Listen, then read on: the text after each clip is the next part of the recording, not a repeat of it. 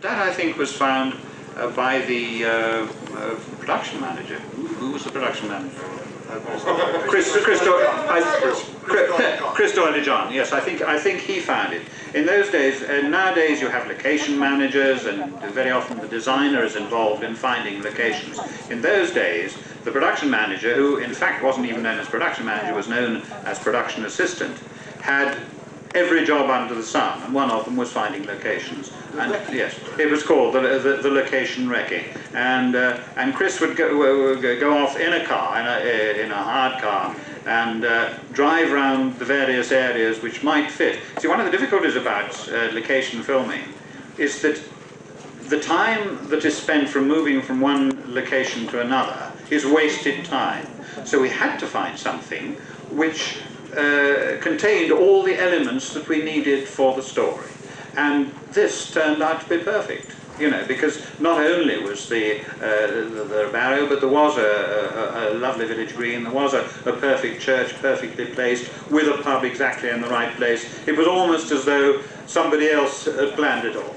So, no, we didn't think of it beforehand, but it felt as if it was, so to speak, predestined. The way the villagers all took part and all hissed and booed, I mean, I always still look at that little piece there, so it was really you that made, you know, you were the hidden force behind maybe this. What I remember from that bit though is that first of all, when they were told, when he was captured and he was being driven out, and everybody had been told to hiss and boo, they all cheered wildly. And Chris had to say, no, you don't like him, he is a bad man. What would happen in the early days of the story is always that Barry and I would discuss what kind of thing we wanted to do. And I mean, I'm kind of reconstructing from memory, or, you know, from imagination. Barry, maybe I'll tell you better, but my feeling was that one of the things that we both read and enjoyed when we were young was Dennis Wheatley. Do you remember The Devil Rides Out and all those black magic stories were a great thing of my childhood, partly because they were so sexy. Which, you know, for 1950 or whatever, they were sexy, because they always used to say, and then they conducted disgusting nameless orgies with naked virgins on the altar, and it's so disgusting I can hardly bear to tell you about it, you know. And many a schoolboy was steamed up behind the desk. And old Wheatley got onto a good thing with that, you see, and did really, really well. And I think it would simply have come out of an early discussion like that, and I think we would have had some worries about whether we could get away with it, whether it was acceptable for who. Yes, that's absolutely right. It's just what has slipped Terrance's memory is that when we were casting, looking for somebody for Joe Grant, and eventually cast Katie, that's right, I wrote a scene which I thought would never see the light of day. This was when we found Richard as well. Which was basically the scene in the church where Captain Yates comes to rescue Joe Grant, and various things happen and so on, and they see the devil at the end in my little scene. Anyway, we had this, and afterwards, because, as Terrance said, we talked about the Dennis Wheatley books and things like that, I said, it's a shame we can't do this really, you know, because it was just for internal use. And he said, well, why don't we? Why don't we make that scene the basis of a serial? And so I said, well, we might get away with it, and we did, just. Okay, well, now we know how Doctor Who ended up as a weekly serial. No, these are the good ones. Listen, I'm not good, but I've got guts. Yes. Oh, you'd say don't titter, madam. Wait, Levene, wait, I'm thinking. He would probably have said, Jenkins, step with wings, 5 rounds rapid. And I took it home. Actually, I got permission. I was given it. And I put it in my garden, at the end of my garden. There was Bock sitting at the end of the garden in a laurel bush. And we had an Irish gentleman. Well, no, yes, I'll be doing your garden, he said. And he wasn't very good at anything except Guinness. He was very good at Guinness. And he went down to the bottom of the garden, and suddenly there was a terrible scream came from the bottom of the garden, and he came tearing up the garden path. He said, "Oh, hell, I'm good now to hear He says the bloody devil's hiding in the bushes there. We never saw him again. The chap with wings, 5 rounds rapid, the chap with wings actually stayed in the laurel bush for a number of years until one day Sean, my son, came up and said, Papa, and I said, yes. He said, box melted. And it had. The rain had melted him. So he was You should understand that he was made of expanded polystyrene, not stone at all. Oh, there's a lot of R's there. It's like a fire. Save that for the firework display tonight. It was enormous fun. I couldn't believe it, sitting in the control room. I didn't direct it, I'd just written it, but I was there all the time, looking through the glass window, and you know, there was John and Nick and Liz. And suddenly, 25 years had vanished, just like that. It was a very uncanny feeling. And I'm getting rather the same feeling today, I must admit. It's all a bit nice, isn't it? Yes, it was a great experience. Well, it was when we heard that the Doctor Who was finished on television, I went to a producer that I knew that I'd been working for. I'd been in a show of his called Superman. And I said to him, why don't we do Doctor Who on radio?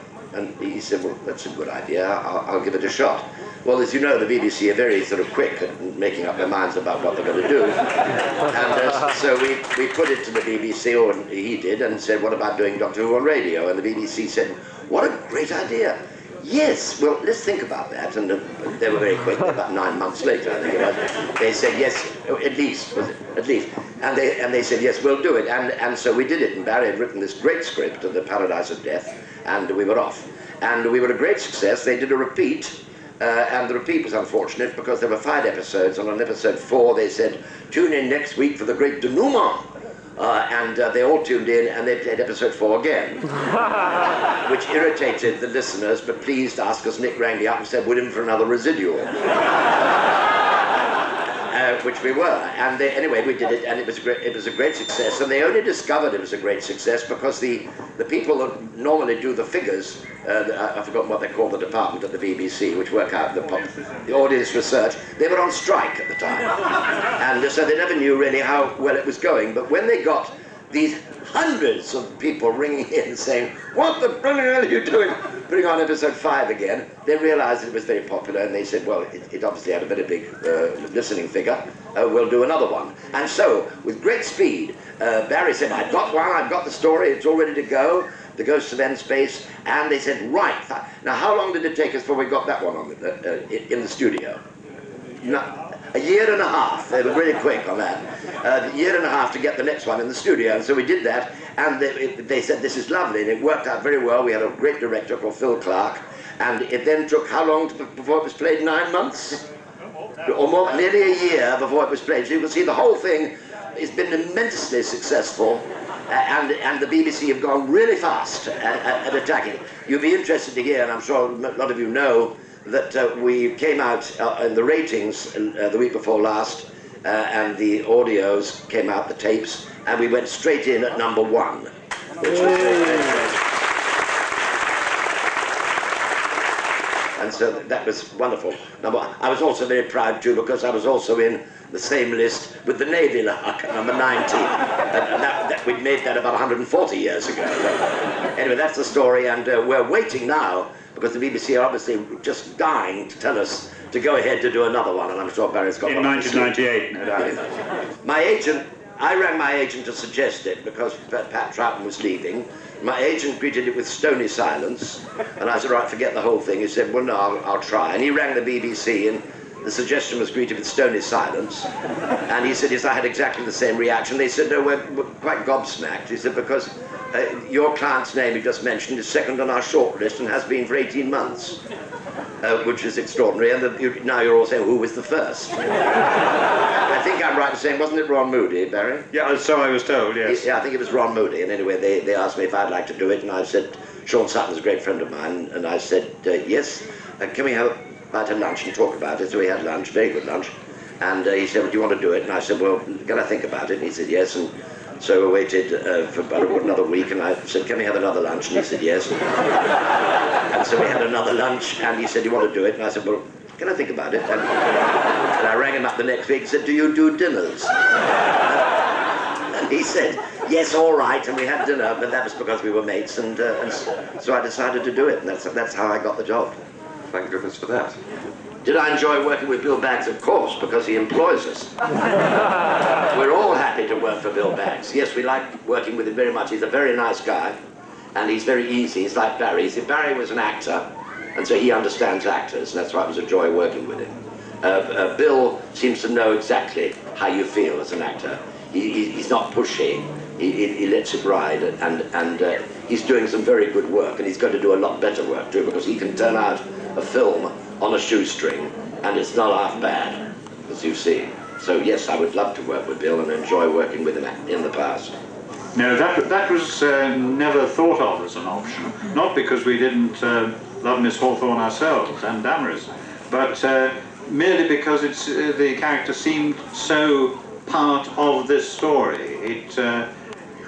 The whole point of Miss Hawthorne was that she was a white witch. So she was the good side of the so-called occult theme of the story. You could only have her back as a white witch, which would automatically mean that you'd be back doing another occult black magic type of story. So that no, it never came up as an option, to be honest. No. I think the only way it would have worked would have been if they'd had another in England on Earth thing when they needed a benign influence as backup. That I think could have worked. But Miss Hawthorne was essentially of the countryside, the English countryside. I mean, she obviously had fine tendrils growing out of her hair in the night and that sort of thing. So, you know, if anyone had said to me, will you go back and do another Doctor Who, I would have raised the flag to the highest flagpole, given 3 hearty cheers, and run in my nightgown and bare feet. Doing a separate series altogether.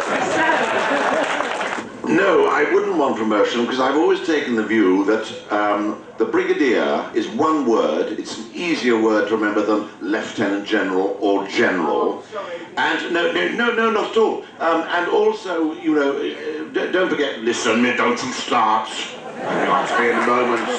So cheek. Anyway. No, I always like to keep him as the brigadier because I think that's, well, I think it's just, you know, he's retired anyway and it's brought back, and I think he likes to keep the same rank. Maybe if every time they ask him to do a job, he might ask for a couple of bob extra or something like that. And there I was with all the gear, and he says, excuse me, sir, would you mind getting out of this car? So I said, yes, so what's the problem? Officer, he said, you can't fly a hovercraft in the city. And I said, well, I'm very sorry, officer, it's not a hovercraft, it's actually a car. He said, sir, I can tell we're a hovercraft. Well, I've seen one. This has got no wheels, he said it's got a skirt. So I said, get on your knees, officer, and look underneath the skirt. He said, what do you mean? And I said, no, just look underneath the rubber skirt and you'll see the wheels. And he did, and he came and he said, oh, yeah, it's got wheels, isn't it? I said, yes. Bond in front suspension and a Hillman in at the back. And he said, yeah, I see. Well, he said, it's too wide. And I said, well, if you get your tape measure out, if you've got one in your pocket, he said, funnily enough, sir, no, I haven't. And I said, well, if you had, you measured, it's exactly about 7 feet is the correct width. He said, yeah, well, the headlights are far too low. I said, no, they're not, they're exactly right. You get your tape. Eventually he gave up and he said, oh, go on, for God's sake. This is really basically the only one I ever did. But what I do remember, and I have to say I thought it was Midsummer, but I'm sure Damaris is absolutely right, was that extraordinary evening when the explosion happened and we had that massive great wind machine. And I can remember, I couldn't do it now, but actually Alistair Ferguson, I think, dies. He certainly doesn't, I think he's dead at the end. And I launched myself to try and make myself look as though I was being pushed back by this terrible force. And the force of myself doing that, I actually went right over the barrow. Do you remember that, John? Well, you actually said you just disappeared. I literally just disappeared. I went straight over the barrow and was never seen again. That's all I can remember about it. And 8 years ago, I was very lucky to get a job as an entertainer on a cruise liner that circumnavigated South America and all the Caribbean islands. The best 2 years of my life, I must confess. And I started writing a journal then, mainly about the depression of South America and the awful political, you know, the dreadful things that are going on there. But I've written a lot about myself too, and yes, if the time comes, I'm going to be very happy. And I must say, I never dreamed my life would end up quite so exciting as it has. But yes, I will be writing it in, because I've always loved the classics. I mean, I love Shakespeare. I get his books as soon as they come out.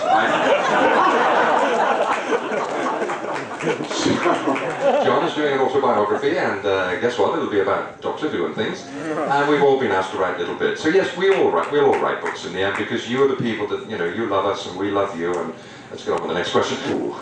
Well, I think down in the church for me, when we were down in the basement, when I did that scene with Damaris, when I rescued you, and the thing John pointed out very kind is that the one thing I made a mistake as an actor was, which joining the business, but was that I realised that she was in that trunk. Remember, you said, John, you didn't look around, and I said, well, I knew she was in there, which wasn't quite the word, but I think I felt, well, yes, I mean, listen, the truth is, it was all wonderful, and that's the difficulty with those questions. I think it's a miracle.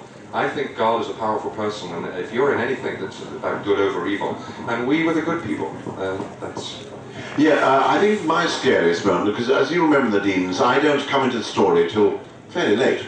And I think probably the scariest moment was when I was outside the ring, you know, the ring of fire which was circling Aldbourne, and I had to put my swagger stick, which catches light at the end. Some of you may remember that. Now I'll tell you what, I've still got that swagger stick, the original, and it still is very frayed at the top, and that I will not part with, auction, give, sell to anyone. All the stuff down in the cavern was really scary. And the fascinating thing is that the cavern wasn't in the story originally. What happened was that we were going to have all the supernatural stuff and Azar and all the rest of it in the church itself.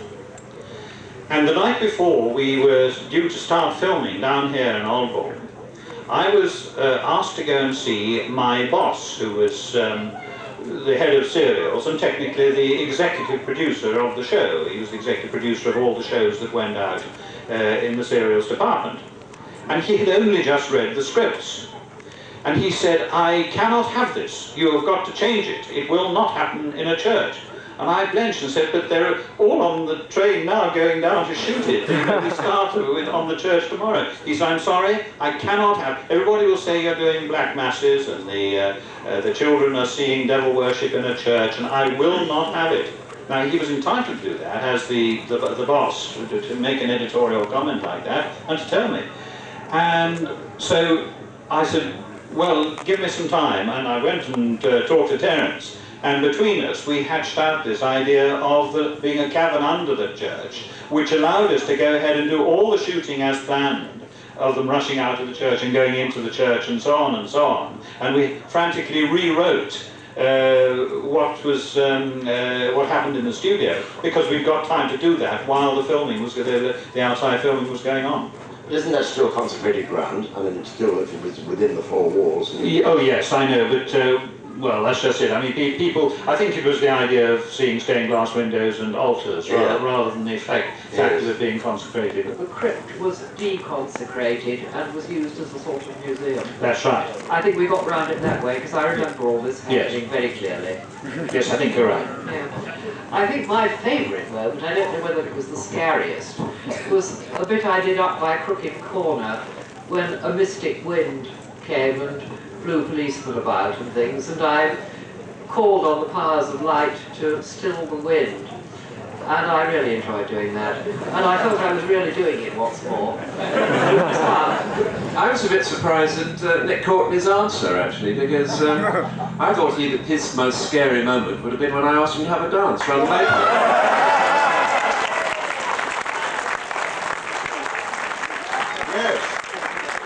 Absolutely right, that was a very scary moment, which is why I said, good of you, Captain Yates, but I'd rather have a pint. I had a scary moment myself when Barry asked me to get into a two-man helicopter on the airstrip and fly onto your green here. Actually, I thoroughly enjoyed it, but it's a very strange feeling, being in that little plastic bubble.